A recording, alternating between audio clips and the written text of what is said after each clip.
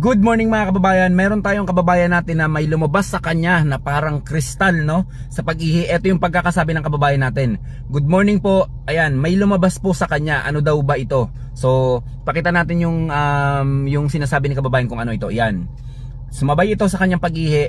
Ito ay 100%, ito ay isang kidney stone mga kababayan. Nababasag na unti-unti yung kidney stone. Ito yung kagandahan sa produkto natin, no? Unpredictable talaga, no? Hindi mo na-expect talaga may kidney stone pala ako, no? Ayan, ilalabas lang ng ilalabas yan ng mga kababayan natin. Pero napakalaking ginhawa niyan. Paglabas yan, ang hirap, yung iba pa, hirap na hirap umihi. Yung pala bumabara na yung kidney stone nila, unti-unti na palang nababasag. Tapos nanakit yung tagiliran nila na tumatagos sa kanilang likuran. Tapos kapag nailabas yan, napakalaking ginhawa. Kaya kahit ang gallstone, kaya napakalaking bagay na may lunas ka, na may acid guard ka. Ano naman yung gagawin mo sa pera mo, 'di ba? Dapat yan gginagamit mo yan para sa kalusugan natin. Mas magandang nag-invest tayo sa kalusugan natin dahil balang araw kung hindi natin gagawin yon, mas malaki yung balik or yung kapag di natin kasi inalagaan yung katawan natin, mas mahal maningil ang katawan natin balang araw. Yun ang mga kababayan, stay healthy. Ako si Chance at ako magsasakang gala.